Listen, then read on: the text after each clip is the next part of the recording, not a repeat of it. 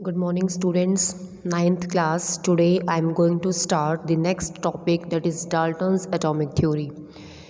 Before this, we have discussed about the laws of chemical combination, that is law of conservation of mass and law of constant composition. After the discovery of these laws, the next task behind the scientist or before the scientist was to give a suitable explanation to these laws. So, this task made John Dalton to put forward a theory. So, he proposed this theory in 1808, which explained about the nature of matter. And this theory is given by, or some points were given by, the ancient philosophers. That's why it is based on concept of divisibility of matter. So this theory is termed as Dalton's atomic theory, which states the following postulates. The postulates of this theory are: first point is that Dalton considered that all the matter, whether the matter is element or whether it is a compound or whether it is a mixture, all these examples of matter or all these type of metals are made up of extremely small size particles. These are made up of extremely small particles, and these particles were termed as atoms. Got it?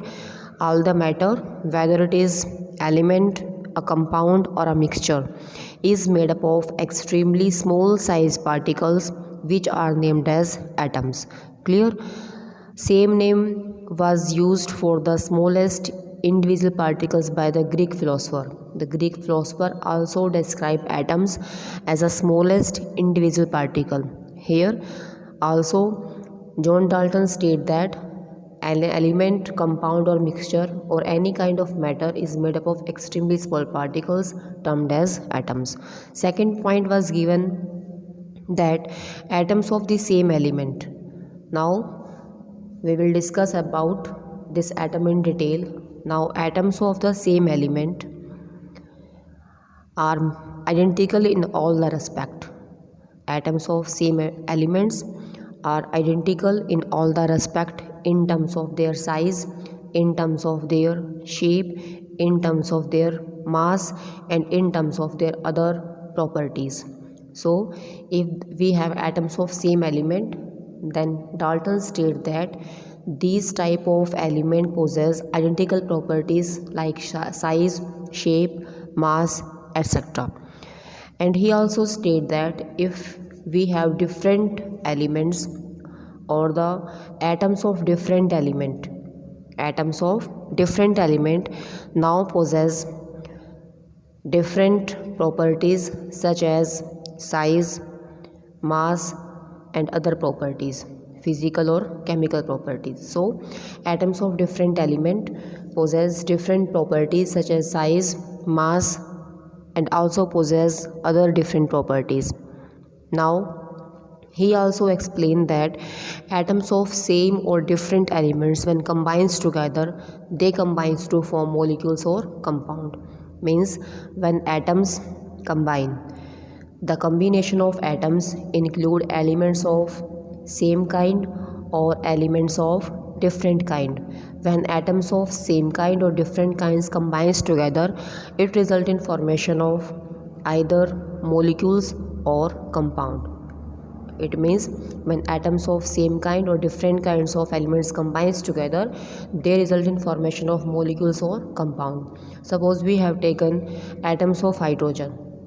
Now these atoms are of same kind, made by same kind of element, therefore the combination results in formation of a molecule named as H2.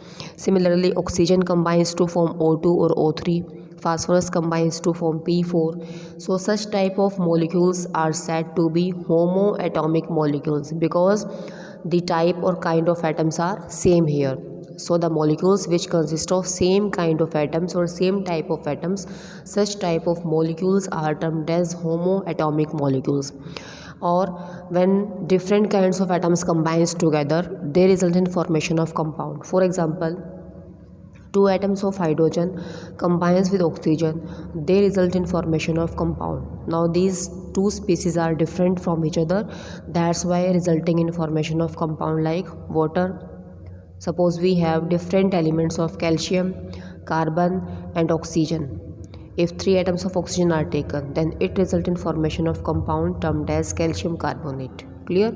Next is when atoms of different elements combines together, when they show formation of compound. So when compound formation takes place, it means in this case atoms of different elements combines together. Clear? Atoms of different elements combines together. When the atoms of different element combines to form a compound, the combination of these elements takes place in a simple whole number ratio. So they always combines together in simple whole number ratio. Clear? So when atoms of different elements combines together to form compound, they always do so, or they always combine in simple whole number ratio, such as 1:1, 1:2, 2:3, etc. It means the combination always takes place as simple whole number ratio. Next is when atoms of different elements combines together in different ratio, then they undergo formation of more than one kind of compound. That is, when atoms of different elements combines together, these are the atoms of different element which combines together in different ratio. The ratio of their masses will be different, or the number of atoms will be different. Then they undergo formation of compounds, and in this case the compounds formed are more than one. They undergo formation of a large number of compound. For example, we have carbon, and second element we have oxygen. Atoms of different element, that is carbon and oxygen, they combines together in different ratio. The mass ratio of these two elements is also different here. So when the combination takes place, then it can form, or it can undergo formation of two different types of compound, resulting in formation of carbon monoxide and carbon dioxide. Clear? When the formation of monoxide takes place, in this case we will take half molecule of oxygen, and when formation of CO2 takes place, in this case we will take complete one molecule of oxygen. So we have obtained different kinds of compounds. In this case the ratio of elements combines together is 1:1. One is carbon and one is oxygen, so ratio of elements is 1:1. In this case ratio of element is 1:2. Clear? This is also simple whole number ratio, and the number of kind of atoms in such type of compound always remains fixed. When different elements combines in different ratio, they form compound. In that given compound, in a given compound, it was found that the number and kind of atoms, how many atoms are there? Different kind of atoms which are present in the given compound.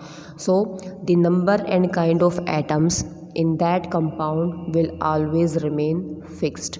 For example, we have to show the formation of carbon dioxide by different method.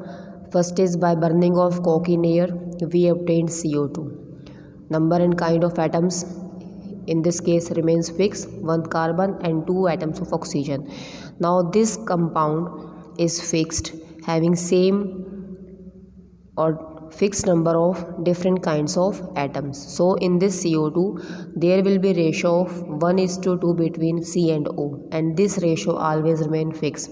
By any method we follow the formation of carbon dioxide. Secondly, when calcium carbonate is heated, when this compound calcium carbonate is heated, it results in formation of calcium oxide with evolution of CO2 gas. Again, it will consist of one atom of carbon and two atoms of oxygen. So this value always remains fixed in a given compound, whether we have prepared the compound by any of the required method.